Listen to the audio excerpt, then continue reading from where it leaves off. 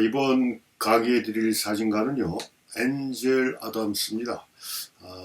제 강의를 많이 들어보신 분들은 제 강의 내용 중에서 가장 많이 등장하는 사진가 중에 한 사람이 이 엔젤 아담스라고 이렇게 볼 수가 있는데요. 제가 뭐 풍경 사진을 하는 그 동기를 부여했던 뭐 사진가다라고 이렇게 말씀드릴 수 있을 정도로 제가 사진을 시작할 당시에 상당히 저한테 큰 비중으로 다가왔던 사진가가 엔젤 아담스다 보니까 강의 내용에 많이 들어가지 않나라는 생각도 해보고, 또 일반적으로 사진을 하시는 분들이 풍경 사진들을 또 많이들 하고 계시다 보니까 그분들의 그런 교감이 될 수 있는 부분들이 또 많은 사진가가 엔젤 아담스다라는 생각으로 제가 자주 이렇게 거론을 했던 그런 사진가입니다. 그래서 이 엔젤 아담스는 두말하면 잔소리죠. 세계적인 풍경 사진가다라고 이렇게 얘기할 수가 있죠. 특히 흑백 사진 하면은 엔젤 아담스가 떠올릴 정도의 그 흑백 사진을 이용한 풍경 사진의 아주 대표적인 사진가가 이 엔젤 아담스고요.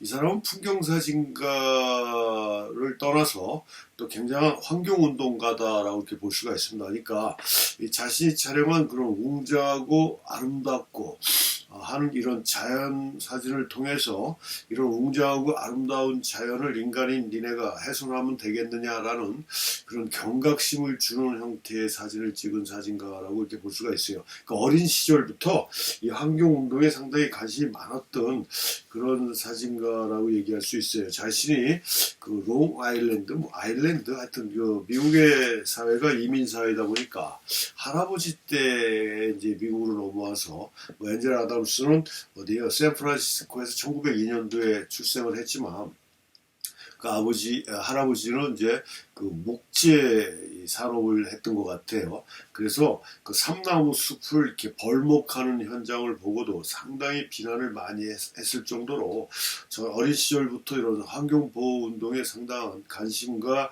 그 애정을 가졌던 그런 사진가가 이 엔젤 아담스다. 그래서 이 엔젤 아담스는 풍경사진가 겸 환경운동가다. 이렇게 알고 계시면 더 좋을 것 같고요. 이 사람의 플레임이 우리는 일반적으로 엔젤 아담스 그렇게 얘기를 하는데 엔젤 이스턴 아담스가 이 플레임인 것 같습니다. 그래서 자신의 삼촌의 이름을 따서 이 엔젤 이스턴 아담스라고 이렇게 붙였다라는 얘기가 있습니다. 요게 이 엔젤 아담스에 대한 그 어린 시절에서 어린 시절에는 상당히 그 병치레가 많았던 것 같아요. 허약했다라고 이렇게 볼 수가 있겠죠. 우리가 지금 말년의 모습을 보면 상당히 뚱뚱한 그런 체격들이 많이 나오는데요. 좀 젊었을 때는 상당히 말랐던 시절이 상당히 있습니다. 그 셀프 포트레이트나 이 엔젤 아담스 젊었을 시절의 사진을 보면 굉장히 그 마른 그런 사진들도 있는데, 하여튼 어릴 때 유아기 때부터 해가지고 청소년 시절까지 상당히 그 병치레가 잦았던 그런 아주 병약한 그런 어린 시절을 보냈고요. 또 학교 생활도 이렇게 잘 적응을 하지 못했던 것 같아요. 그래서 학교도 자주 옮기고 했던 그런 시절을 청소년기를 보냈던 것 같습니다. 그런데 그럼에도 불구하고 음악가, 특히 피아노에 대한 관심이 상당히 높았고요. 또 상당한 또 피아노 연주 실력을 가지고 있었던 그런 사람이 이 엔젤 아담스다라고 얘기할 수 있습니다. 그래서 음악가 피아노에, 그러니까 사진을 알기 전에 피아노부터 공부를 했던 그런 사람이 엔젤 아담스라고 볼 수가 있습니다. 그러니까 음악가인데 사진 쪽으로 방향을 틀어서 성공한 사진가다라고 이렇게 볼 수가 있겠죠. 그래서 이 사람이 그 엔젤 아담스 하면은 우리가 떠오르는 단어가 또 뭐가 있습니까? 요세미티 국립공원이라는 그 타이틀이 떠오르죠. 그 미국 캘리포니아에 있는 그 세계적으로 유명한 그 국립공원인데요. 요세미티 국립공원이라고요. 이 요세미티라는 말은 인디안 말입니다. 인디안 용어의 요세미티인데 이 요세미티가 가지고 있는 말 뜻을 또 알다 보면 상당히 화가 나는 그런 이름인데요. 인디안들이 미국 서부 쪽으로, 그러니까 백인이, 그러니까 미국 정부가 원래 어디 있죠? 동부 쪽에서 형성이 됐지 않습니까? 그러다가 서부로 이렇게 넘어오잖아요. 그래서 이제 그 서부로 넘어오면서 인디안들을 상당히 많이 학살을 하죠.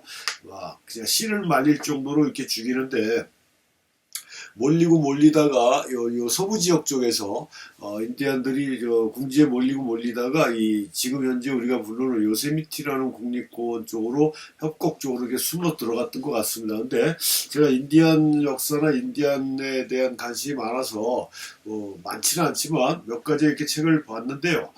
인디안들의 말에는 그 욕이 없다라고 그럽니다. 그 다음에 적이라는 단어도 없다라고 얘기해요. 그러니까 이 사람들 우리가 어렸을 때, 저희가 어렸을 때만 해도 그 서부 영화라고 그래서 그 인디안들이 굉장히 나쁘게 나오는 그런 영화들을 자주 봤고, 또 그게 당연한 걸로 알고 인디안들이 죽고 그러면 막 환호성을 지르고 했던 그런 어린 시절이 있었는데, 그건 이제 잘못된 거였고요. 실질적으로는 이 인디안들은 굉장히 영혼도 맑고 깨끗했고, 그 다음에 적이라는 단어도 없이 자신들이 소유하고 있던 그 지역에서 아주 평화롭게 살던 그런 사람들이다 보니까 싸움이라는 게 도저히 일어날 수도 없었고, 욕심도 없었고, 그러다 보니까 나쁜 욕도 없었다라는 얘기겠죠. 근데 이제 백인들에 의해서 이렇게 계속 공격을 당하고 몰리다 보는데, 이 요세미트 계곡까지 도망쳐 왔다가 이렇게 보초를 세워놨을 거 아니십니까? 언제든지 또 백인들이 쳐들어올 수가 있기 때문에 그 백인 군인들이요.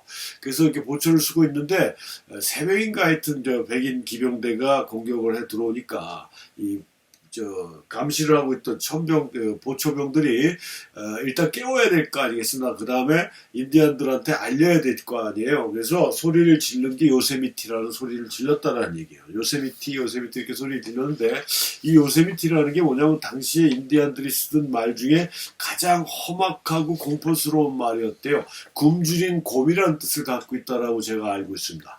그래서 적이 온다 뭐 이것도 아니고, 나쁜 새끼들이 온다 뭐 이런 것도 아니, 그런 단어 자체가 없었으니까 그 굶주린 곰이 온다라는 뜻의 요세미티라는 소리를 질러서 아래쪽에 있었던 그 인디안들을 이제 깨우고 전투 준비를 하게 만들었는데, 뭐 중과부적이라고 얘기할 수가 있죠. 총으로 덤벼드는 놈들을 어떻게 활로 이길 수가 있겠습니까? 그래서 아주 몰살당하다시피 많은 인디안들이 여기서 죽어서 요세미티 계곡이 막 피가 넘치는 이런 형태까지 아주 잔인할 정도로 죽었는데, 이 백인들이 이제 철수하면서, 승리에 도취해서 철수하면서 우리가 승리 기념으로 여기다 이름 하나 짓고 가자.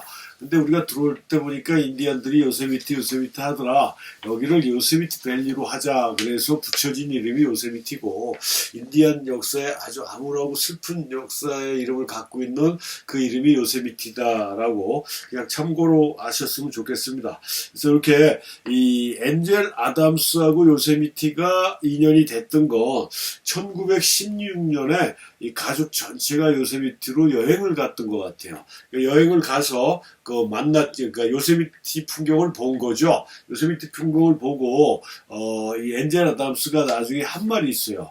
그 당시에 요세미티의 그 아름다운 풍경을 보고 요세미티의 황홀함이 펼쳐 밝고 영광스러웠고, 하나둘씩 경이로운 것들이 우리들에게 다가왔고, 어디서나 빛이 가득했고, 새로운 시대가 나를 위해 시작한 것 같은 그런 엄청난 황홀경에 빠졌다라는 얘기예요. 그 정도로 어린 엔젤 아담스한테는 요세미티 밸리가 상당히 꿈의 세상으로 느껴졌던 것 같아요. 굉장히 아름다운 천국의 세상으로 느껴졌던 것 같습니다. 이렇게 해서 요세미티 국립공원을 처음으로 이제 만난 게 이 운명적인 만남이라고 볼 수가 있겠죠. 그래서 이제 요세미티 공원이 그 엔젤 아담스하고 인연을 맺게 되는데, 이때 당시에 아버지가 이 엔젤 아담스한테 카메라를 선물을 해줍니다. 그 카메라가 지금 이게 브로니 카메라라고 그래서 코닥에서 만든 박스 카메라라고 얘기를 하는데요. 사진사적으로 봤을 때 1889년인가 요쯤에 우리가 지금 사용하고 있는 롤 필름이라는 게 만들어집니다. 이 코닥, 조지 이스트만이 만든 코닥이라는 회사에서요. 지금 젊은 친구들은 코닥이라는 회사를 잘 모르는 분들도 있는데, 이 코닥이 필름 사진 시절에 한 100여 년 동안 동안의 필름 사진 시절에는 그 완전히 황제와 같은 역할을 했던, 그러니까 모든 중심은, 모든 길은 로마로라는 말이 있듯이 모든 사진의 길은 코닥으로라고 말할 정도로 사진의 가장 중요한 그런 회사가 이 코닥이었는데, 이 롤 필름을 만들고 이 필름을 판매하기 위한 방법으로 쉽게 말씀드리면 일회용 카메라와 같은 박스 카메라를 만들어서 판매를 하기 시작했어요. 그걸 얘네들이 이름을 붙인 게 브로니 카메라라고 그러고, 아주 다양한 종류의 브로니 카메라가 나왔는데요. 코닥에서 그 중에 하나를 이 아버지로부터 선물을 받으면서 엔젤 아담스의 사진 인생이 시작됐다라고 해도 과언이 아니고요. 이렇게 사진을 그 카메라 가지고 지금 보시다시피 이게 브로니 카메라고 상당히 그 요즘 카메라에 비하면 아주 조악하게 그지 없죠. 구멍 하나 뚫려 있고 플라스틱 렌즈 같은 거, 요 안에가 이제 셔터예요. 뭐 렌즈 셔터라고 볼 수가 있는데, 그 다음에 요게 이제 파인더 쪽에 이렇게 보면은 흐릿하게 영상이 보입니다. 자세히도 보이질 않아요. 근데 하여튼 대충의 프레임을 잡을 수 있게 이렇게 보여주고 찍는 그런 형태의 아주 간단한 구조의 박스 카메라인데 아주 상당히 열심히 사진을 찍었다라고 얘기를 합니다. 상당히 열심히 사진을 찍고 이제 여행이 끝나서 돌아간 다음에 그 다음에 어떤 카메라인지는 모르겠지만 이거보다 좀 더 좋은 카메라로 바꿔갖고 거기에다가 삼각대까지 들고 혼자 요세미티 국립공원으로 또 왔다라는 거예요. 그 요세미티 국립공원에 빠졌다라는 얘기겠죠. 그래서 그렇게 들고 와서 굉장히 또 열심히 사진을 찍고, 1917년, 18년도에는 이 사진 인쇄업체 같은 인화해주는 사진 현상소에서 파트타임으로 일을 하면서 암실 기술에 대해서 스스로 공부를 했다라는 얘기죠. 그래서 암실 작업도 터득을 하고 사진에 대해 점점 빠져들어가다가 당시에 세계적으로 유행했던 그 스페인 독감에 걸렸던 것 같아요. 그래서 가뜩이나 병치레를 많이 했던 친구라 부모들이 상당히 걱정을 많이 했는데 요세미티로 가서 휴양을 하고 오겠다고 엔젤 아담스가 빡빡 우기는데 아버지가 아주 상당히 반대를 했던 것 같아요. 근데 그 반대를 무릅쓰고 요세미티로 들어갑니다. 휴양차 들어가서 거기서 이제 사진 공부도 하고, 사진 잡지란 잡지, 얼마나 그 당시에 사진 잡지가 많았는지 모르겠지만 사진 잡지도 구독하고, 그 다음에 카메라 잡지 같은 거예요. 카메라 클럽에 들어서 그 모임에도 참가하고, 그 다음에 사진이나 미술 전시가 있다라고 그러면 가능하면 빠뜨리지 않고 보려고, 그러니까 시각적인 훈련을 했다라고 볼 수가 있는 거겠죠. 그 다음에 그 시절에 그런 그림의 흐름이 어떻게 흘러가고 사진은 또 어떻게 변해가고 있는지를 알아야 되겠다는 생각을 굉장히 많이 했던 것 같아요. 그래서 전시회도 쫓아다니고 사진 클럽 활동도 열심히 하고 사진 잡지도 구독하고, 부족하지만 요세미티 공원에서 사진도 열심히 찍고 하면서 사진에 대한 애정이 점점 깊어지기 시작했다라는 얘기입니다. 그러다가 요세미티에 있는 동안에도 음악, 특히 피아노에 대한 그거는 놓을 수가 없어서 연습을 하고 싶었던 것 같아요. 근데 피아노까지 갖고 올 만한 그런 환경은 아니었기 때문에 그 공원 관리하는 사람한테 물어봤더니 요세미티 국립공원 안에 화실 같은 그런 스튜디오가 있었던 것 같습니다. 스튜디오에서 여름철에만 들어와서 그림을 그리고 그림을 팔았는지 그건 모르겠지만 간판까지 붙여놨던 거 보는, 제가 사진을 봤는데 간판까지 붙여있던 거 보면은 판매도 했던 것 같아요. 아니면 그림도 가리셨던 것 같고, 하여튼 거기에 있던 사람이 해리 베스트라는 사람이 있었습니다. 그래서 베스트 스튜디오라고 이렇게 간판이 붙여져 있는데요. 이 사람을 소개를 시켜줬어요, 관리자가. 그러니까 이 사람이 낡은 피아노를 갖고 있었던 것 같습니다, 화실에. 그래서 거기에서 시간 날 때마다 또 피아노도 연주도 연습할 수 있는 그런 또 공간도 만들고, 근데 이 베스트라는 사람이 엔젤 아담스에게 굉장히 많이 최선을 다해서 도와줬던 것 같아요. 아파서 그랬는지 모르겠지만, 그래서 자주 들락거리면서 이 피아노 연주도 하는데, 그 베스트한테는 딸이 있었다라고 얘기합니다. 버지니아라는 이름을 가진 딸이 있었는데, 이 엔젤 아담스가 이 버지니아한테 상당히 관심을 많이 가졌은 것 같아요. 그러다가 결국은 결혼을 한답니다. 그래서 평생의 인연을 만난 거죠. 뭐 하여튼 요세미티 때문에 만날 수도 있고 스페인 독감 때문에 만날 수도 있고, 그래서 하여튼 그 버지니아라는 여인을 만나서 결혼까지 하고, 1936년인가에서 해릴 베스트라는 그 아버지가, 버지니아 아버지가 이제 운명을 다한답니다. 죽어서 이 베스트 스튜디오가 엔젤 이 딸한테 유산으로 넘어간 거죠. 그래서 딸이 71년까지 그 베스트 스튜디오를 운영했던 것 같아요. 그래서 초창기에 엔젤 아담스의 사진이나 뭐 사진집 같은 걸 만들어서 판매도 하고 홍보도 해줬던 그런 역할까지 했다라고 얘기를 합니다. 근데 지금도 요세미티 국립공원을 방문하면요, 뭐 제가 정확하게 어디 위치를 말씀을 드릴 수가 없는데 잘 모르니까 두 번인가 가봤는데, 뭐예요, 그 공원 안에 그 엔젤 아담스 갤러리가 있습니다. 지금 여기 사진에 나와 있듯이 엔젤 아담스 갤러리라는 간판이 있는데요. 이 공간이, 이 건물이 지금 이제 좀 증축이라고 할 수는 없지만 리모델도 하고 해갖고 깨끗해졌지만, 요 자리가, 요 건물이 그 아까 얘기한 버지니아, 그러니까 자기 장인이죠. 장인이 운영하던 베스트 스튜디오 그 자리예요. 그러니까 그 스튜디오를 1971년까지 하다가 엔젤 아담스 갤러리로 바꿨지 않았을까. 언제 엔젤 아담스 갤러리가 오픈했다는 건 제가 정확하게 모르겠지만, 아무튼 지금 현재는 엔젤 아담스 갤러리로 운영을 하고 있다는 얘기고요. 국립공원 내에 이런 공간이 있지만 요 소유는 엔젤 아담스 가족의 소유로 돼 있다, 지금 현재. 그래서 여기는 뭐 여기 지금 유리창으로 보이는 부분도 조명도 화려하게 보이지만, 실질적으로 우리가 알고 있는 아주 뭐 거창하고 이렇게 멋있는 그런 갤러리는 아니고요. 쉽게 말씀드리면 기프트샵 같은 그런 공간이에요. 그래서 엔젤 아담스가 찍었던 사진을 가지고 엽서도 만들고 포스터도 만들고 뭐 다이어리도 만들고 머그컵도 만들고, 아주 상품화 될 수 있는 아주 다양한 상품들을 만들어서 판매하는 곳이고요. 물론 엔젤 아담스의 오리지널 프린트도 판매하고요. 또는 그 포스터, 인쇄된 포스터 같은 것도 판매를 한다라는 얘기입니다. 그리고 또 엔젤 아담스 갤러리에서 관리해주는 젊은 사진가들이 있어요. 거기 소속되어 있는, 지금 현재 활동하고 있는 그런 사진가들의 포트폴리오도 볼 수가 있고, 거기에서 바로 마음에 들면 그 사람들의 사진의 오리지널 프린트도 살 수 있는 그런 공간으로 운영되는 게 이 엔젤 아담스 갤러리예요. 그리고 엔젤 아담스는 뭐 사진집도 많이 나왔고, 그 다음에 사진 이론서, 공부할 수 있는 그 사진 이론서도 상당히 많이 출판했던 그런 사진가입니다. 그러니까 이론과 실기가 아주 완벽했던 그런 사진가라고 이렇게 볼 수 있겠죠.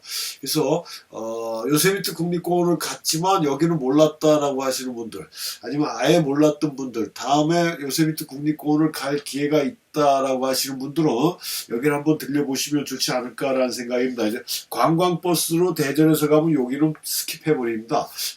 모르기 때문에. 또 그 사람들은 뭐 엔젤 아담스에 대해서 그렇게 큰 관심이 없는 사람들이기 때문에 지나가 버린다라는 얘기겠죠. 근데 거기까지 간 김에 한번 들려보는 것도 사진에 상당한 그 다른 면을 또 느낄 수 있는 그런 상황이다라는 거를 이렇게 말씀드리고요. 이 엔젤 아담스는요, 뭐 당연하겠지만 당연한 듯이 사진을 시작했을 때 어떤 식의 사진을 했습니까? 회화주의 풍의 사진을 했어요. 뭐 엔젤 아담스뿐만 아니라 조금 이따 다시 말씀드릴 또 한 번 나올 에드워드 웨스턴이라는 뭐 엔젤 아담스의 스승뻘인 사람이라고 이렇게 볼 수가 있는데요. 그 사람도 회화적인 사진을 했고, 왜냐하면 그 당시에 사진의 주류는 그 회화적인 사진이었어요. 회화주의를 모방하는 사진. 그래서 우리가 그걸 사롱 포토라고 이렇게 얘기를 한다라고 얘기했지 않습니까? 이런 회화를 따라하는 형태의 사진이 아주 일반적인 사진 표현으로 자리 잡았고, 사진을 배우고자 하고 시도했던 사람들은 대부분이 그런 회화풍의, 특히 당시에는 그 연초점 효과, 소프트 포커스 렌즈라든가 이런 연초점 효과를 내는 사진들이 상당히 유행을 하고 있었던 그런 시절이었다라는 얘기입니다. 그래서 이것도 그 1921년인가 엔젤 아담스가 촬영한 사진이 이게 뭐 삼나무 숲이래요. 그다음에 여기가 이제 저 개울 같은 요 강가인데, 이 뭐 무슨 강이냐면은 머세드 강이라고 그럽니다. 이 공원 안에 있는 걸로 알고 있어요. 머세드 강의 그 삼나무 숲 모습을 그 연초점 렌즈를 사용해서 소프트 포커스 효과를 만들어낸 요게 이 초창기 엔젤 아담스의 해화풍 사진 중에 가장 대표적인 그런 사진으로 인정을 받은 게 아니라 알려져 있는데요. 에드워드 웨스턴의 그런 소프트 포커스나 회화주의 사진의 인물 사진 같은 경우는 많이 전해지고 있는데, 엔젤 아담스 사진은 제가 엔젤 아담스 사진집을 다 갖고 있지는 않지만 그래도 꽤 많이 갖고 있는 입장에서 봤을 때 이 소프트 포커스 사진을 그렇게 많이 보지는 못했습니다. 이거 하나 본 것 같아요. 스캔 받으면서 이거 하나 본 것 같은데, 아무튼 이렇게 소프트 포커스나 이런 형태의 작업으로 사진을 주도하고 오다가 1923년부터 자신이 발표를 해버려요. 선택을 합니다. 그러니까 작심을 하는 거죠. 해화풍의 사진을 하지 않겠다. 사진이 가지고 있는 그런 리얼리티를 강조하니까 아주 선명한 사진, 연초점 사진이 아니라 아주 클로즈업해서 디테일이 선명한 이런 형태. 이것도 엔젤 아담스 사진입니다. 선명한 초점의 사진, 또 콘트라스트 대비가 강한 이미지, 또 정확한 노출, 그 다음에 암실 작업에 의해서 장인 정신을 발휘해서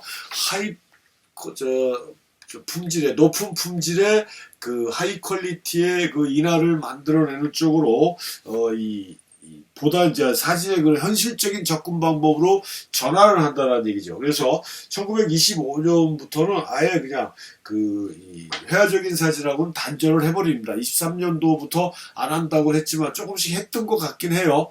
정확하진 않지만 근데 하여튼 25년부터는 완전히 회화적인 사진하고는 단절을 하고 사진의 본질을 찾아서 사진의 기계적인 기록성을 강하게 강조함으로 해서 사진의 본질을 나타내고자 하는데 매진했던 사진가가 엔젤 아담스다라고 이렇게 볼 수가 있고, 1929년부터 1942년, 그러니까 한 12, 13년 사이에 이 엔젤 아담스의 사진이 굉장히 성숙해지고 품질이 좋아진다라고 얘기를 합니다. 그러니까 그 정도로 상당히 많은 노력과 열정을 쏟아부었다는 얘기겠고요.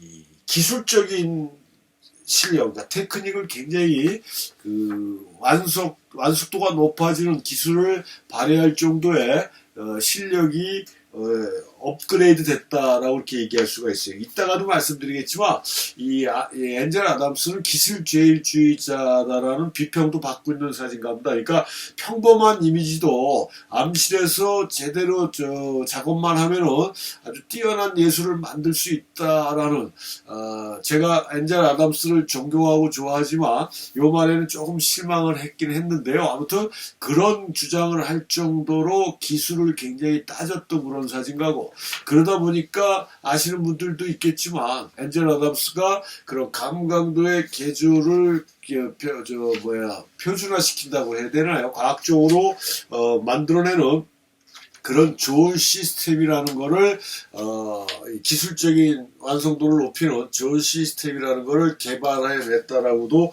볼 수가 있습니다. 물론 엔젤 아담스 혼자 만들어낸 건 아니고요. 그건 다시 한번 이따 말씀드리기로 하고, 이런 식으로 사진의 완성도, 성숙도가 높아지면서 기술적인 처리 방법도 상당히 좋아진 그런 시기가 1929년에서 1940년 초반까지가 그런 단계고, 그 사이에 굉장히 실험적이고 생산적인 시기였고 기술적인 범위를 확장시킨 시기였다라고 이렇게 볼 수가 있고요.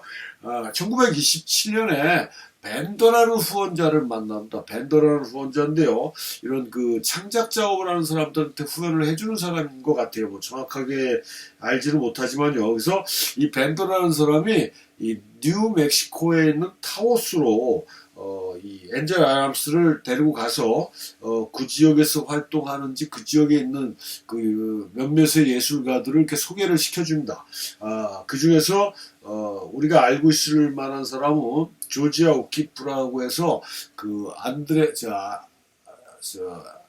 스티그리츠라고 에드워드 갑자기 앞에 이름이 생각이 안 나는데요. 알프레드 스티그리츠의 부인이 되는, 또 현대 미술에 아주 중요한 역할을 했던 조지아 오키프라는 사람도 화가도 만나고, 거기에 이 사람이 굉장히 사진의 그 방향이나 사진의 내용에 영향을 줬던 그 미국 신직물주의 사진의 대표적인 사진가라고 할 수 있는 폴 스트랜드라는 사진가를 또 소개받습니다. 이 폴 스트랜드는 이 직물성을 강조하는, 그러니까 사진이 가지고 있는 기계적인 기록성을 강조시키는, 그러니까 회화주의 사진하고 정반대되는, 그러니까 1923년도에 엔젤 아담스가 선포한 것과 같이 아주 정확한 노출, 정확한 초점, 콘트라스트의 대비가 완성되는 이런 사진의 본질을 찾는 작업으로 나는 사진의 회화주의 사진을 안 할 것이라고 선포했지만, 이 폴 스트랜드는 애초부터 그런 형태의 작업을 했던 사진가라고 제가 알고 있습니다. 그래서 아까 얘기한 알프레드 스티글리츠가 현대사진의, 세계적인 현대사진의, 뭐 그 사람 미국 사람이니까 미국을 기준으로 얘기하면 미국 현대사진의 중심 역할을 했던 알프레드 스티글리츠가 사진의 방향을 스트레이트한 사진으로 가야 된다라고 확고하게 밀어붙였던 결정적인 동기를 만들어준 사진가가 이 폴 스트랜드거든요. 폴 스트랜드의 사진을 보고 알프레드 스티글리츠가 깨달음을 얻은 거죠. 아, 이게 진정한 사진이구나라는 깨달음을 얻고 이 스트레이트한 사진 쪽으로 방향을, 사진의 본질을 찾아야 된다라고 주장하면서 현대사진의 물꼬를 텄던 그런 사진가가 알프레드 스티글리츠인데, 그런 사람을 이 후원자에 의해서 소개를 받습니다. 그래서 이 스트랜드에 대해서 스트랜드한테 상당한 영향을 많이 받는 것 같아요. 그래서 스트랜드의 사진의 그 단순성, 그러니까 복잡하지 않고 필요한 것만 집어넣는 그런 단순성과 아주 살아있는 디테일에 상당한 깊은 인상을 받고, 그런 식의 사진을 해야 되겠다라고 결심을 더 강하게 먹을 수가 있었다는 얘기고요. 또 이 폴 스트랜드는 자신이 가지고 있는 사진적인 기술, 테크닉을 혼자만 알고 있고 감춰뒀던 게 아니라 엔젤 아담스한테 공유를 해준다는 얘기예요. 그래서 엔젤 아담스가 제대로 된 사진을 추구할 수 있도록 후원을 했고 도와줬던 그런 사진가가 폴 스트랜드다. 그리고 또 이 사람은 그 프린트 자체를 광택지 쪽으로 이렇게 선택을 해줬던 것 같아요. 아주 풍부한 그 색조감, 톤의 변화를 만들어낼 수 있는 그런 강화하는 방법을 터득하는 이 광택지를 선택을 해줘서 엔젤 아담스도 상당히 많이 사용했던 그런 이나지가 이 광택 이나지다라고 저도 얘기를 들었습니다. 그래서 하여튼 굉장히 꾸준히 열심히 노력을 해갖고 아주 성공한 사진가로 인정을 받고 뭐 프린트라든가 이런 걸 통해서 부도 축적을 하고 막 이 정도로 성공을 했는데도 불구하고 스트랜드에 대한 그 자격지심이 있었는지 몰라도 자기가 봤을 때는 폴 스트랜드에 미치지 못하는 아주 낮은 수준이다라는 걸 생각하면서 이 사진의 이 촬영 범위나 사진을 보는 그런 안목을 좀 확장시킵니다. 그러니까 뭐 요세미티에 대한 그런 풍경 사진만을 고집하는 게 아니라 정물 사진가 또는 클로즈업 형태의 사진 쪽으로 사진의 그런 주제를 상당히 넓혀 나가면서 촬영하기 전에 이미지에 대한 시각화를 미리 생각하고 촬영하는 이런 작업. 그래서 이 사람은 사진을 예견이라고 얘기했거든요. 예견 촬영, 예견이라고 얘기를 했습니다. 그러니까 어떤 형태로 찍었을 때, 저 대상을 사진을 찍었을 때 어떤 형태로 만들어질 것인가를 사전에 시각화를 하고 거기에 맞춰서 준비를 한다는 얘기겠죠. 그러다 보니까 높은 품질의 사진을 만들 수 있었다는 얘기죠. 그래서 이게 지금 타우스에서 찍었던 사진인데요. 이 타우스에 가면은 지금도 우리나라로 얘기하면 민속촌 같이 그 인디언들이 모여 사는 동네가 있습니다. 거기 관광지가 돼버렸는데 들어갈 때 입장료도 내야 되고요. 그 다음에 지금은 모르겠지만 저도 여기 2번인가 방문해 봤는데 들어갈 때마다 이 카메라 한 번 갔네요. 한 번 가고 2번째 갔을 때는 불이 나갖고 안에 못 들어갔어요. 화재 진압 때문에 못 들어가고, 그래서 한번 실질적으로 들어가 보고 한 번인데 한 번 들어갈 때 이 카메라에 대한 통제가 심해요. 1인당 카메라 하나씩만 들고 가게 하더라고요. 이유는 잘 모르겠어요. 왜냐면 근데 자신들의 그런 그 전통 가옥들이 있고 실제 인디언들이 생활하면서 거주하는 공간입니다. 우리나라 민속촌 같은 경우는 그렇지는 않잖아요. 근데 여기는 실제 거주하면서 자신들이 삶의 방법, 옛날처럼 살던 조상 대대로 살아왔던 삶의 방법대로 살아가면서 그걸 관광으로 오픈한 그런 상태라 입장료도 꽤 비싸고 참 촬영하는 사람들은 촬영료를 따로 받았던 것 같아요. 기억이 정확하진 않지만. 근데 카메라를 하나만 가져가게 했기 때문에 처음에 갈 때 상당히 좀 싸움은 아니지만 많이 다퉜어요, 말로. 말도 안 된다. 우리 사진 찍으러 왔는데 어떻게 카메라를 하나만 가져갈 수가 있겠느냐 해서 타협을 해가지고 결국 우리가 이제 제가 가져갔던 카메라백 다 들고 갈 수 있는 그런 상황까지 가서 사진을 찍고 왔는데 전부 다 이렇게 진흙으로 만든 집입니다. 그래서 뉴멕시코 쪽에 가면은요, 그 다운타운이라고 하는 도시 쪽도 전통 가옥 형태로 건물을 지어놓은 데들이 꽤 많아요.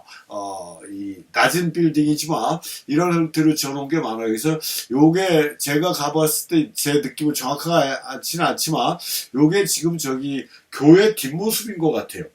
이 교회가 앞에서 가면 교회 십자가도 있거든요.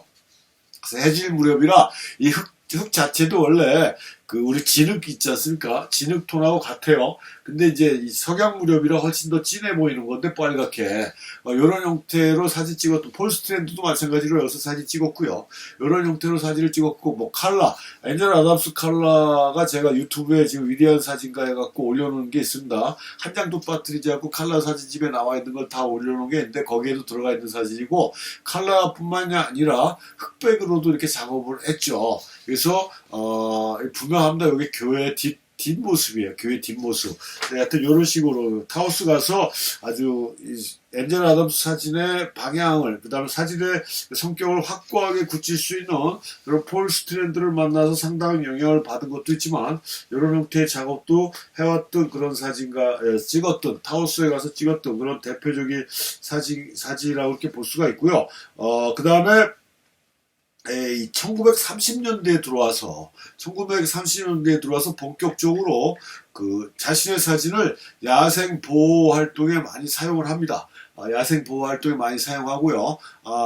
폴 스트랜드 사진을 한번 참고적으로 한번 보시면요. 이게 이제 폴 스트랜드 사진이거든요. 그러니까 기존의 회화주의 사진들하고는 방향성이라든가 사진의 퀄리티가 완전히 틀리지 않습니까? 아주 펜포커스에 의한 또 클로즈업에 의한 정밀성이나 디테일이 장난이 아니고요. 그림자에 의한 선의 이런 구성적인 효과도 아주 요즘 찍는 현대사진 못지않는 어마어마한 퀄리티를 갖고 있고 느낌을 가지고 있는 이런 형태의 사진이 이 폴 스트랜드가 찍은 그런 작업이라고 이렇게 볼 수가 있고 폴 스트랜드 이외에 아까도 말씀드렸듯이 에드워드 웨스턴이라고 얘기했지 않습니까? 이 미국 풍경 사진의 대부격이라고 할 수가 있는 사람이 에드워드 웨스턴이에요. 지금 여기 나와 있는 이 사람이 에이바이텍 카메라로 조작하고 있는 이 사람이 에드워드 웨스턴이고요. 이게 에드워드 웨스턴이 찍은 사진인 걸로 알고 있습니다. 상당히 오래된 나무인데 나무 이름은 제가 모르겠고 아직도 지금 저 장소에 가면 있는 걸로 알고 있습니다. 근데 이 에드워드 웨스턴은 나중에 에드워드 웨스턴 강의에서 좀 더 자세히 말씀드리겠지만 이 사람은 다양한 장르의 사진을 합니다. 인물사진, 풍경사진, 정물사진, 누드사진, 그 다음에 다큐에 해당되는 그런 형태의 작업을 해갖고 상당히 다양한 종류의 작업을 하지만 다 나름대로의 에드워드 웨스턴의 색깔과 이 에드워드 웨스턴의 사진적인 성격을 내포하고 있는 그런 형태의 작업이고 이 사람도 마찬가지 초창기에는 회화풍의 사진에 의한 연초점의 인물사진과 연초점의 풍경사진 같은 경우는 사진의 본질인지 알고 촬영을 하다가 그게 또 그렇게 사진을 하다가 이건 사진의 본질이 아니다라는 걸 뒤늦게 깨닫고 스트레이트한 사진, 순수 사진이라고 할 수 있는 사진의 기계적인 기록성을 강조하는 이런 스트레이트한 사진 쪽으로 방향을 전환하고 연초점 효과하고 반대되는 대비되는 느낌으로 강조하기 위해서 우리가 앞에서 봤던 폴 스트랜드 사진도 그렇지만 펜포커스에 의한 대상이 가지고 있는 아주 디테일이 선명한 이런 형태의 작업으로 일괄했던 그런 사진가가 에드워드 웨스턴이고 이 사람 사진에 영향을 받고 이 사람 말에 동조를 해서 이 사람들이 F64라는 사진 단체를 형성을 하거든요. 거기에 에드워드 웨스턴이 중심이 된 엔젤 아담스가 같이 끼는 거예요. 거기에 또 이모젠 커닝엄이라는 여류 사진가도 끼고 해가지고 이 사람들이 모인 모임을 F-64라고 만듭니다. 그 F-64라는 명칭이 어디서 나왔냐면 에드워드 웨스턴이 사용하던 에이바이텍 카메라의 최소 조리개가 그 당시에 F-64였어요. 최소 조리개라는 건 조리개 구멍을 가장 작게 해서 찍는다는 얘기고, 조리개 구멍을 가장 작게 해서 찍으면 우리가 알고 있듯이 펜 포커스가 되는 거거든요. 근경에서 원경까지 초점이 정밀하게 맞는 펜 포커스가 되는 건데, 그런 형태의 작업으로 추구했고, 이제 에드워드 웨스턴이 그렇게 작업을 했다라고 해서 그 사람이 주로 사용하던 F-64를 그 모임의 이름으로 정했다라고 이렇게 볼 수가 있는 거죠. 그래서 이렇게 이 폴 스트랜드는 뭐 이런 모임에 같이 끼지는 않았지만 그 사람은 스스로 혼자 그런 형태로 작업을 해왔다라는 얘기죠. 그러니까 결론적으로 같은 성향의 작업이지만 일단 느낌도 좀 틀리고요. 그 다음에 그런 사진을 했던 시기도 조금씩 차이는 나지만 나중에는 같은 개념으로 작업을 했던 사진가들이다라고 얘기할 수가 있습니다. 그 다음에 아까도 얘기했던 알프레드 스티그리치라는 사진가는 뉴욕에서 포토 291 화랑을 시작으로 해가지고 291 화랑이 경영상의 문제로 문 닫고 저는 그걸로 끝난 줄 알았더니 그 이후에도 두 번의 또 갤러리를 더 열었던 것 같아요. 근데 그 중에서 엔젤 아담스도 291 화랑에서 처음에 전시했어요. 알프레드 스티그리치를 만나가지고 그 사람의 도움을 많이 받고 291 화랑에서 전시하면서 풍경사진가로서 아주 낙점을 받았고, 그 다음에 스티그리치 도움을 많이 받아서 사진적으로 상당히 성숙해졌던 것 같아요. 그런데 이 스티그리치 그런 화랑 개념을 응용해갖고 샌프란시스코에 자신의 갤러리를 오픈합니다. 그래서 지금도 아마 엔젤 아담스 갤러리가 샌프란시스코에 있는 걸로 알고 있어요. 제가 샌프란시스코를 자주 갔었는데 가다가 들린다 하면서 한 번도 못 들렸던 게 제일 지금 후회하고 있는데요. 하여튼 갤러리를 오픈해서 자신의 그런 사진도 전시하고 하는 이런 공간을 이용을 했다라고 이렇게 볼 수가 있고, 뭐 사진 잡지라든가 이런데 에세이 기고하고 여행 잡지에 사진 기고하고 하는 그런 일들을 엄청나게 많이 했고요. 1935년도에 최초의 엔젤 아담스로선 처음으로 사진 이론서, 그러니까 사진 입문서라고 볼 수 있어요. 메이킹 어 포토그래피라는 책을 처음으로 출판을 하면서 이제 출판의 그런 또 본물도 터지기 시작한다는 얘기겠죠. 그래서 이렇게 이런 식으로 자신의 사진의 발전을 해왔던 그런 사진가가 엔젤 아담스인데, 엔젤 아담스 사진하면 대표작들이 꽤 많지만 그 중에서 몇몇 사진에 그런 비하인드 스토리가 있더라고요. 그래서 요 사진이 그 클리닝 윈터 스톰이라는 그런 아주 엔젤 아담스를 대표하는, 이게 요세미트 밸리거든요.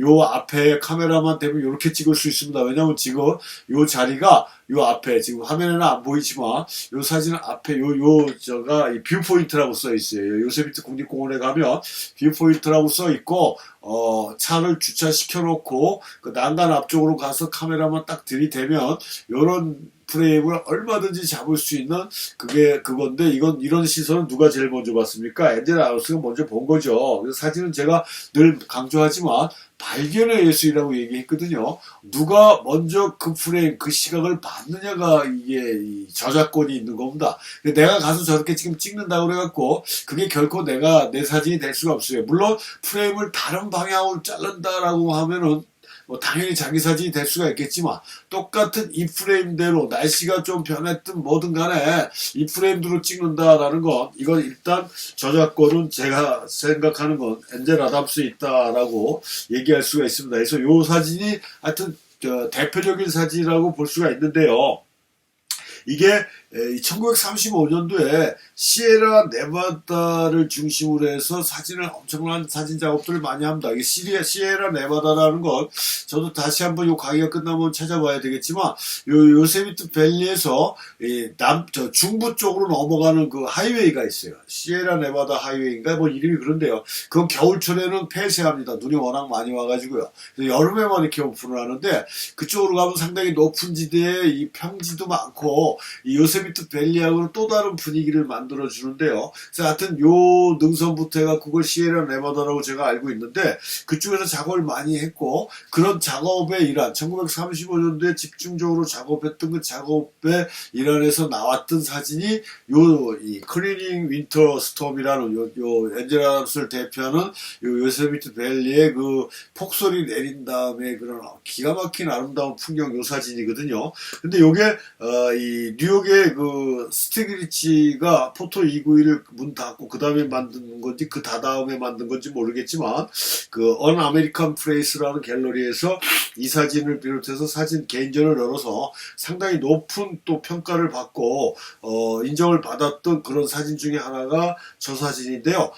불행하게도 요세미티 안에 있던 엔젤 아담스 그 작업실에 암시에서 불이 나가지고 이 사진을 포함한 아주 수많은 아주 귀중한 원고들이 다 소실돼 버렸다라는 겁니다. 그래서 지금 이거는 그 더 이상의 오리지널 프린트는 없지 않을까라고 생각을 합니다.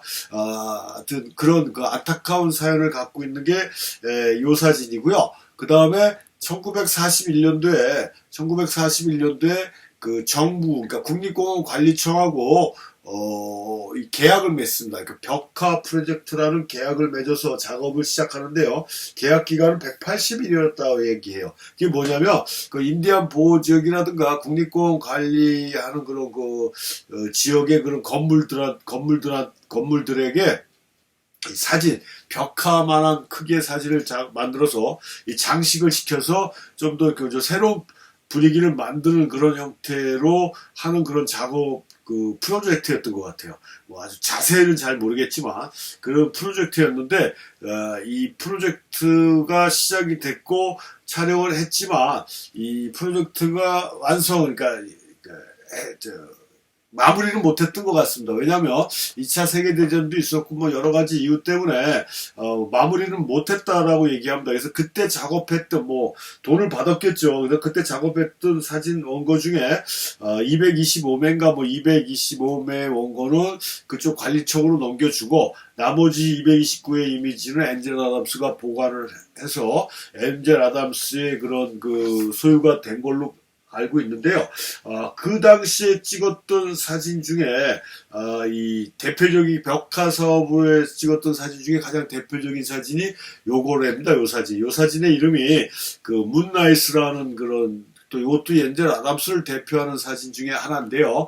이 문나이스라는 사진인데 이 사진이 굉장히 지금 프린트도 완벽하고 좋지 않습니까? 근데 이게 굉장히 상당히 노출 부족의 원본을 가지고 있다라고 합니다. 이걸 찍을 때 상당히 문제가 많았던 것 같아요. 노출계도 없어졌는지 없어갖고 찾고 뭐 나중에 찾았는지 몰라도 그래서 웨스턴 마스터라는 뭐 그런 노출계로 측정을 했다는데 노출 측정을 잘못했는지 아주 노출이 상당히 부족된 상태로 나와가지고 당시에는 제대로 프린트를 못했다라고 그래요. 근데 그 엔젤 아담스의 그런 그 프린트 기술이 굉장히 뛰어나졌다라고 얘기하지 않습니까? 그 다음에 나중에 이 관절염하고 통풍으로 고생하면서 프린트 작업에 아주 열중했다라고 그랬잖아요. 그 열중하면서 완성된 이미지를 만들어낸 것 같아요. 노출 부족된 필름을 가지고. 그래서 지금 요 자료 사진을 보게 되면 똑같은 문나이스인데 요게 지금 우리가 일반적으로 알고 있는 오른쪽의 이미지가 우리가 일반적으로 알고 있는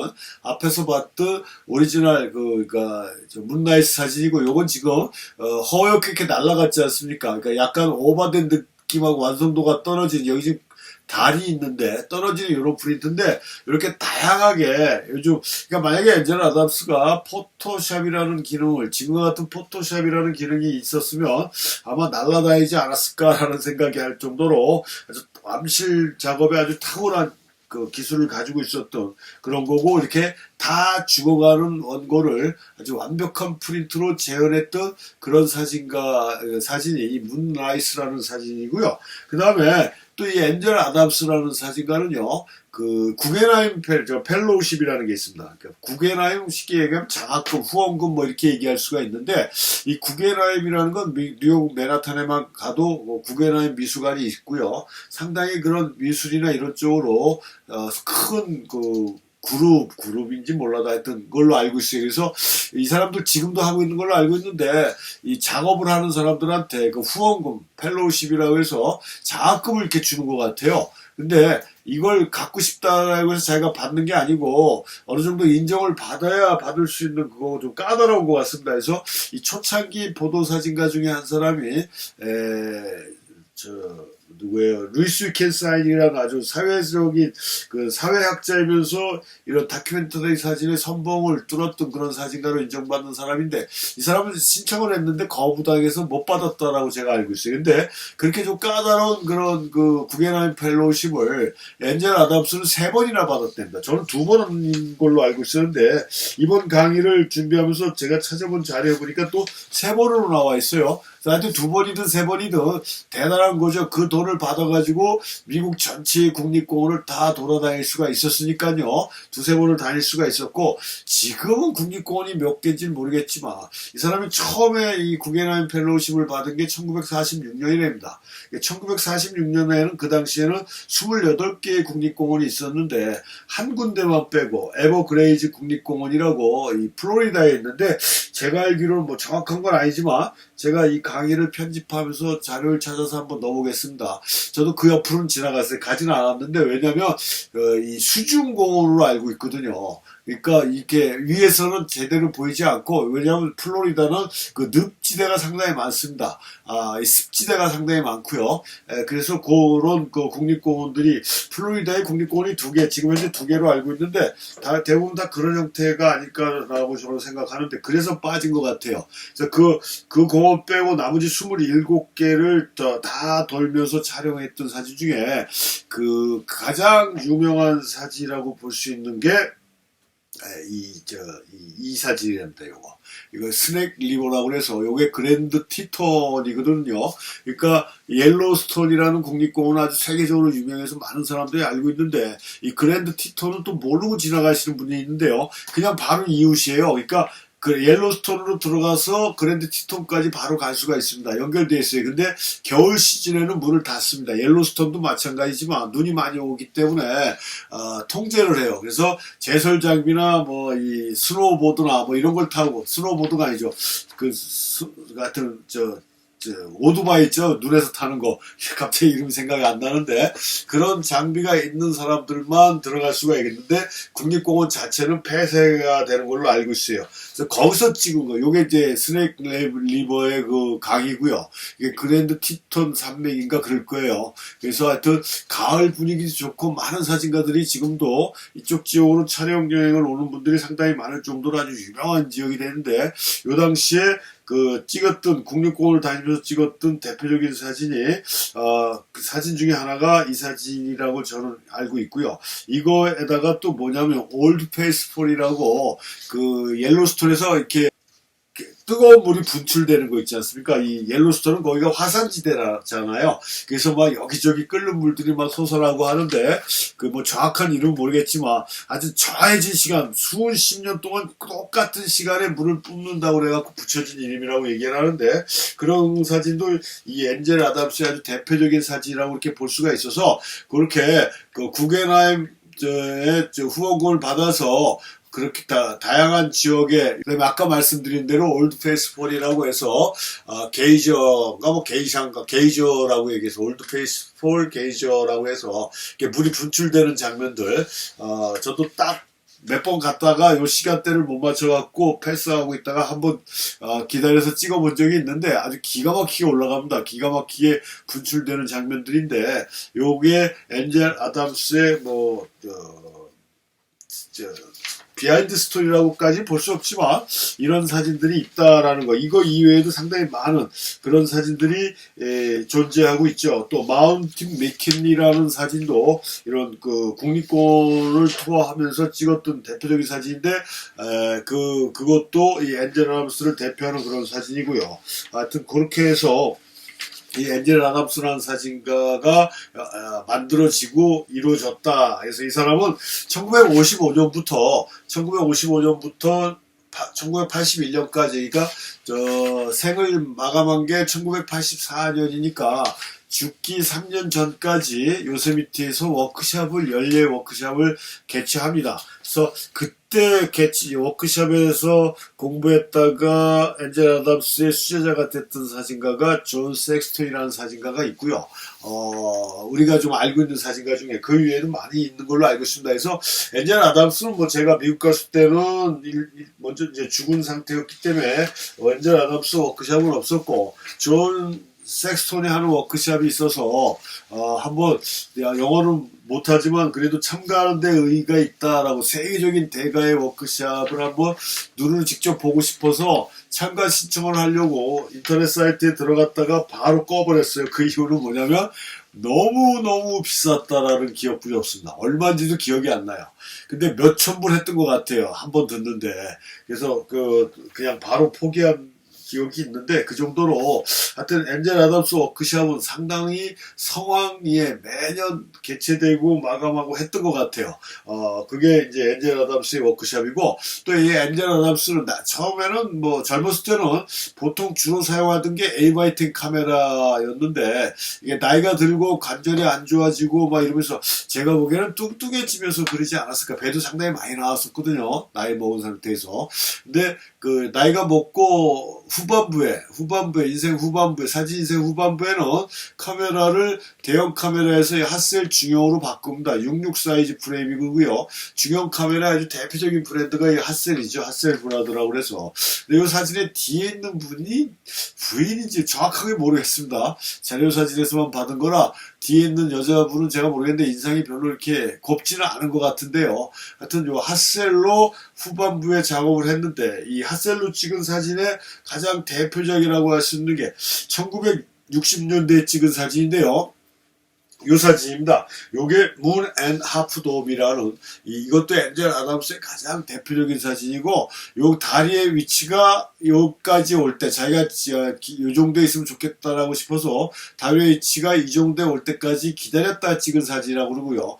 해질 무렵에 오후 늦게요. 그러니까 요게 지금 그림자지 않습니까? 그 낮에 우리가 달뜬 모습을 보지 않아요. 요걸 잡아낸 겁니다. 요게 핫셀로 찍었다라고 얘기를 합니다. 근데 요게 핫셀은 아까도 말씀드렸지만 66 사이즈의 정상적인 그 정사각형의 포맷인데 요건 지금 장방형이지 않습니까? 아마도 트리밍을 하지 않았을까라고 생각합니다. 이게 핫셀로 찍은 게 1960년에 찍은 걸로 알고 있는데 핫셀로 찍은 게 맞다라고 그러면 요건 트리밍한 사진이다라고 이렇게 볼 수가 있습니다. 이렇게 해서 요런 사진들이 이제 엔젤 아담스를 대표하는 사진 중에 하나고 그 엔젤 아담스는 이 이외에도 상당히 많은 그런 업적이나 이 공헌을 한 것들이 있는데요. 아까도 잠깐 말씀드렸지만 그 암실 기술의 완성판이라고 할 수 있는 존 시스템이라는 기술적인 암실 최고의 기술인 존 시스템을 만들어냅니다. 그러니까 프레드 아처라는 사람하고요.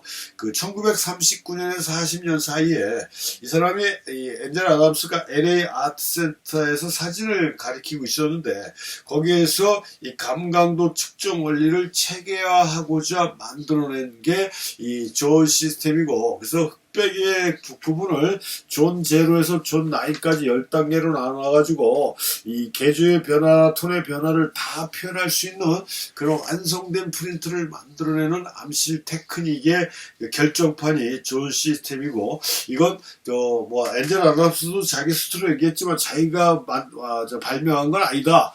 이걸 기술적으로 체계시켰을 뿐이고 그건 혼자 한 게 아니라 프레드 아처하고 했다라고 얘기를 합니다. 그 다음에 또 이 사람은 1937년도에 그 버먼트 뉴올이라고 아주 세계적인 사진사학자입니다. 굉장히 유명한 사진사학자고요. 사진평론가고요.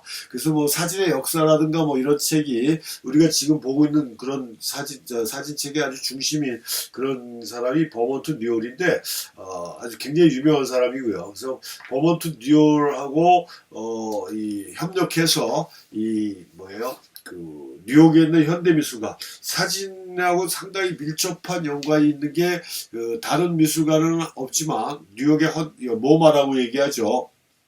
현대 미술관은 사진하고 상당히 깊은 게 있고 거기에 이 사진부가 생겨서 더 그렇다라고 이렇게 볼 수가 있어요.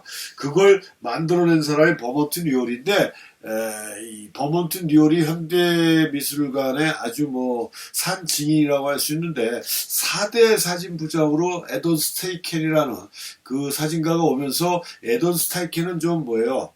그 많은 사진가들하고 이 사이가 안 좋았던 것 같아요. 근데 이 에도드 스타이켄이라는 사람도 이 사진사에 남긴 업적은 상당히 많거든요. 근데 약간 상업성이 너무 짙다라는 그런 생각을 갖고 있었는지 몰라도 에도드 스타이켄이 사진 부장으로 오면서 현대 미술관 사진 쪽 일을 완전히 손을 떼버립니다. 근데 아무튼 그 사진 파트를 엔젤 아담스하고 협력해서 만들어냈고요. 그 다음에 아까 얘기한 LA 아트센터에 자신도 직접 강의를 했지만 군 사진가 교육을 위한 사진 교육을 1941년도에 처음으로 시작을 해요. 그러니까 엔젤 아담스가 교육을 처음으로 시작한 게 1941년도다라고 이렇게 보시면 되겠고 1945년도에는 그 학교를 하나 스쿨 오브 파인 아트라는 캘리포니아 스쿨 오브 파인 아트라는 학교에 사진부를 개설해 달라는 요청을 받고요.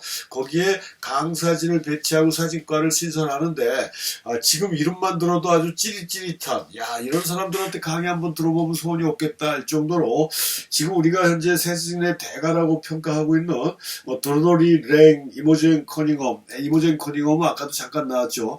엔젤 아담스하고 F64를 같이 했던 여류 사진가고요. 그 다음에 F64의 리더격의 에드워드 웨스턴 이런 사람들을 요즘으로 얘기하면 객원 교수로 초빙을 했고 그 다음에 전임 강사로 이 심상사진이라고 해서 나중에 또 말씀드릴 기회가 있겠지만 심상사진이라고 해서 알프레드 스트리치가 시작한 심상사진을 완성시킨 아주 이제 추상사진과 조형사진의 대가로 일컬어지는 마이너 화이트가 전임 강사로 포진을 하면서 수많은 아주 유명 사진가들을 배출한 사진학교로 성장하는 발판을 만들어 놓은 게 엔젤 아담스다라고 이렇게 얘기할 수가 있고요.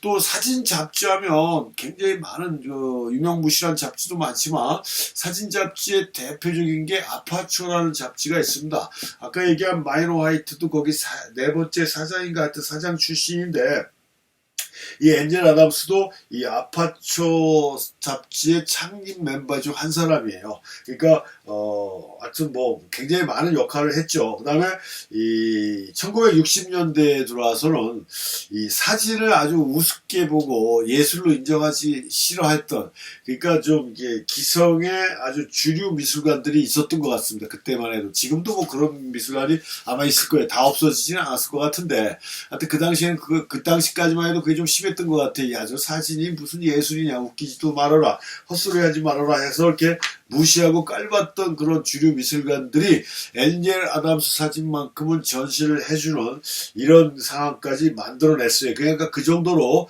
엔젤 아담스는 그림 쪽에서도 인정을 받았던 그런 사진가다라고 이렇게 볼 수가 있는데 아까도 잠깐 말씀드렸듯이 말년에 들어와서 이 통풍하고 간절용으로 상당히 고생을 많이 했던 것 같아요. 상당히 고생을 많이 해서 실질적으로 촬영 작업은 많이 못하고 1965년경부터 그 전까지 찍어왔던 그러니까 40여 년 찍어왔던 그 자신의 그런 사진을 정리하고 프린트하는데 많은 시간을 투자해서 그 완성된 이미지로 재탄생하는 그런 사진들이 또 많이 나왔다라는 얘기고요.